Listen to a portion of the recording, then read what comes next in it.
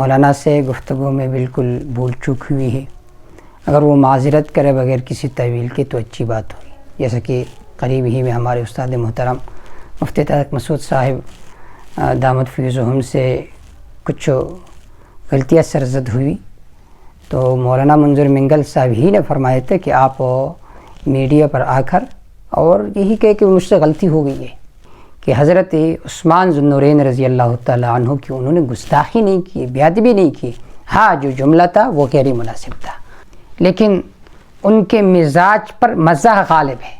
عید کے موقع پر میں نے عرض کیا کہ ہمارے وزیر اعلیٰ صاحب وہ محصور ہے اور حضرت عثمان کی طرح. یہ تشویش صرف اس بات میں تھی کہ محصور اور ہر طرف سے لوگ حاصرین اور محاصرین نے ان کو گھیرے میں لیا ہوا. نحمدہ ونصلی علی رسولہ الکریم، اما بعد فاعوذ باللہ من الشیطان الرجیم، بسم اللہ الرحمن الرحیم. وکل وعد اللہ الحسنى.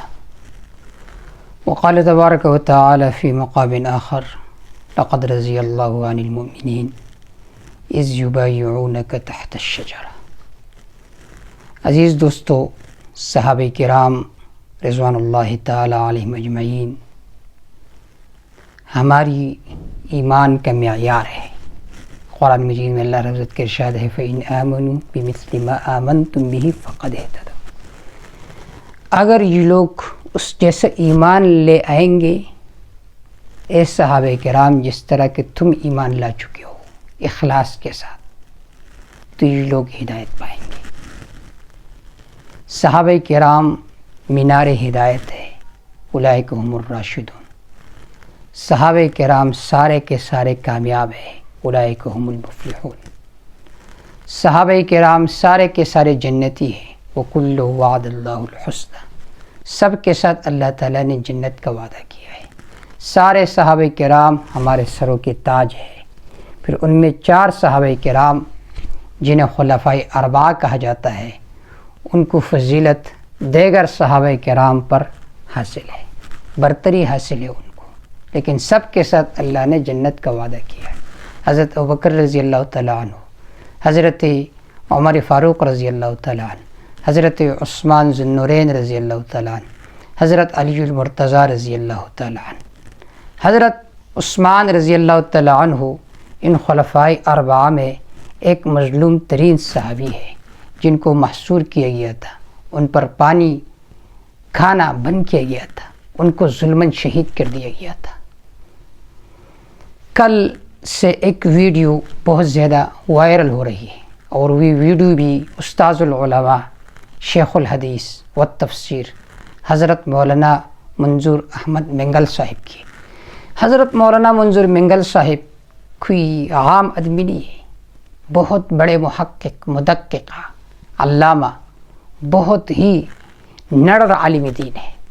لیکن ان کے مزاج پر مزاح غالب ہے. وہ عموماً بعض دفعہ اس طرح بات کہہ دیتے ہیں کہ جو مناسب نہیں ہوتی، مزاحاً کہہ دیتے ہیں. جب ایک بات آدمی کے زبان سے نکلے غیر ارادتی طور پر یا مزاحاً نکلے، اس کا ارادہ بھی نہ ہو، ایک نجی گفتگو ہو، اس کو لے کر اس پر طرح طرح کے الزامات لگانا یہ مناسب نہیں ہے. حضرت مولانا وہ شخصیت ہے جو ایران گئے تھے ان لوگوں کے ساتھ مناظرہ کرنے کے لیے جن کے دلوں میں صحابہ کرام کا بغض ہے، نفرت ہے. کیا حضرت مولانا صحابہ کرام کے شان میں بے ادبی کر سکتے؟ کھلا، ہرگز ایسا نہیں. ان کے زبان سے غیر ارادتی طور پر ایک جملہ نکلا اور اس کو تم نے طوفانی بدتمیزی بنا کر سوشل میڈیا کا زینت بنا کر اس پر طرح طرح کے الزامات لگائے، یہ کسی طرح مناسب نہیں ہے. دیکھیے، آدمی فون پر کسی کے ساتھ بات کرتا ہے تو سب سے پہلی بات یہ ہے کہ بھائی اس کو ریکارڈ نہیں کرنا چاہیے. ظاہر بات ہے وہاں پر مدرسے میں ان کے متعلقین ہوں گے، انہوں نے ریکارڈ کی ہوگی، پھر انہوں نے اس ویڈیو کو اپلوڈ کیا ہوگا. اس طرح نجی گفتگو کو ریکارڈ نہیں کرنا چاہیے. پھر اگر آپ ریکارڈ کرنا چاہتے ہیں، ریکارڈ جب ہو جائے تو اس کے بعد اس کو دیکھنا چاہیے، حضرت کو دکھانا چاہیے، اس پر سوچ کرنا چاہیے، فکر کرنا چاہیے کہ اس میں کوئی ایسا جملہ تو نہ ہو جو قابل اعتراض ہو۔ اگر کوئی ایسا جملہ ہو جو قابل اعتراض ہو، اس کو حذف کرے، اس کو ڈیلیٹ کرے۔ یہ تو ہمارے اختیار پہ ہے۔ جتنے بھی بڑے حضرات ہیں ان کو چاہیے کہ اپنے متعلقین کو سختی سے منع کرے کہ نجی باتوں کو ریکارڈ نہ کرے۔ بالفرض اگر ریکارڈ بھی ہو جائے اور تم چاہتے ہو کہ اس کو اپلوڈ کر دے تو پھر حضرت کو دکھانا چاہیے، جو بھی حضرت ہو۔ تو یہ غلطی ہوئی ہے وہاں کے لوگوں سے، اس طرح کا گفتگو نہیں ریکارڈ کرنا چاہیے۔ پھر اگر ریکارڈ ہو گئی تو اس کو دیکھنا چاہیے، پھر اپلوڈ کرنا چاہیے۔ باہر کیا، لیکن اس کو آپ گستاخی نہیں کہہ سکتے۔ وہ جملہ یہ تھا کہ حضرت قائد جمعیت مولانا فضل الرحمان صاحب کے ساتھ فون پر گفتگو کر رہے تھے، تو میں نے شروع میں کہا کہ ان کے مزاج پر مزاح غالب ہے۔ انہوں نے مزاحاً کہا کہ فلاں سیاستدان جو ہے وہ گھر میں محصور ہے، حضرت عثمان کی طرح باہر نہیں نکلتے۔ تو اب انہوں نے یہ جو لفظ کہا ہے محصور ہے، واضح ہے یہ لفظ کہ بھئی انہوں نے تشبیہ صرف محصور ہونے میں دیے، اور یہ بات بھی انہوں نے مزاحاً کہا ہے کہ وہ عثمان رضی اللہ تعالیٰ تو نڈر صحابی تھے آپ صلی اللہ علیہ وسلم کے، انہوں نے تشبیہ صرف محصور ہونے میں دیے، ان کے ارادہ بالکل گستاخی کا نہیں تھا۔ ہاں اگر اس کو آپ بے ادبی سے تعبیر کرے، سوئی ادب سے تعبیر کرے تو وہ الگ بات ہے کہ آپ کے ذہن کہے کہ بھئی یہ تو سوئی ادب میں آتا ہے، گستاخی نہیں، سوئی ادب میں آتا ہے۔ اس طرح جملہ نہیں کہنا چاہتا، بس یہ کہتے کہ بھئی محصور ہے۔ اس کے علاوہ بہت سارے لوگوں پر ظلم کیا گیا تھا تو کسی اور شخصیت کا نام لے لیتے، لیکن اس کو بے ادبی کہنا یہ بالکل مناسب نہیں ہے۔ پھر حضرت نے باقاعدہ اس بات کی وضاحت بھی فرمائی کہ میری مراد کیا ہے۔ بہرحال اگر حضرت بڑی شخصیت ہے، اگر وہ میڈیا پر آ کر اپنے بات کی وضاحت کر لے اور کہے کہ بھئی مجھ سے یہ غیر ارادی طور پر یہ جملہ نکلا، میں تمام امت مسلمہ سے اس پر معذرت چاہتا ہوں، تو سونے پر سہاگا۔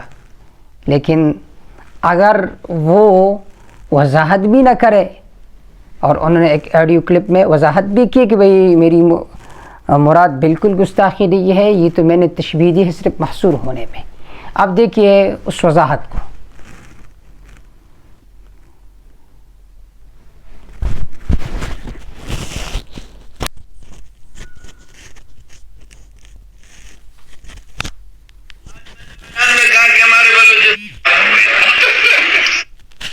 سب سے پہلے انہوں نے مولانا کے ساتھ جو گفتگو کی ہے وہ گفتگو سنیں، پھر اس کے بعد آپ وضاحت کو بھی سنیں۔ آج میں نے بیان میں کہا کہ ہمارے بلوچستان کے وزیر اعلیٰ اتنا دلیر ہے کہ غریب معصور ہے، بند ہے حضرت عثمان کی طرح، اور خطرہ کے باہر نکلوں گا تو عورتیں جوتے ماریں گے۔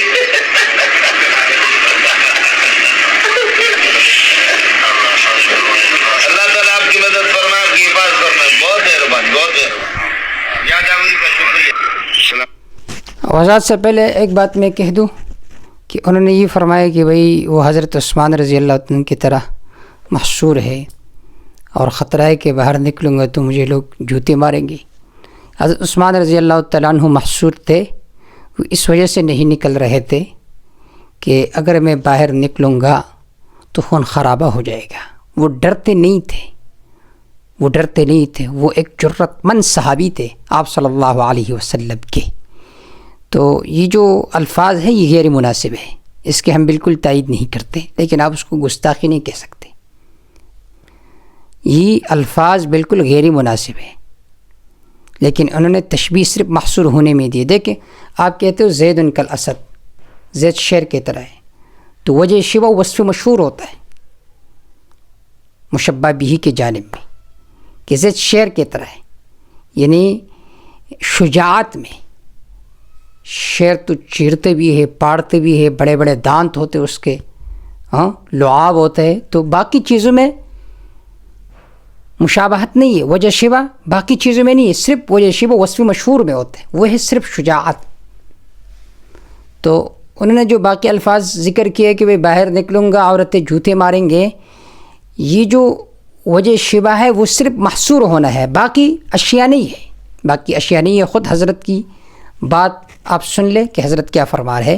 بہرحال میں نے کہا کہ یہ الفاظ بالکل مناسب نہیں تھے، بالکل مناسب نہیں تھے۔ علماء کو چاہیے کہ جو گفتگو کرے تو سوچ سمجھ کر گفتگو کرے، اور بعض دفعہ کلام کی تیزی کی وجہ سے، زیادہ بولنے کی وجہ سے آدمی ان چیزوں کی طرف دیکھتے نہیں ہے، لیکن اس کا بہت زیادہ غور کرنا چاہیے، سنجیدگی کے ساتھ گفتگو کرنا چاہیے۔ اہل علم کے ساتھ یہی زیب دیتا ہے کہ وہ سنجیدگی کے ساتھ، متانت کے ساتھ، وقار کے ساتھ گفتگو کرے۔ حضرت کی وضاحت سنیے۔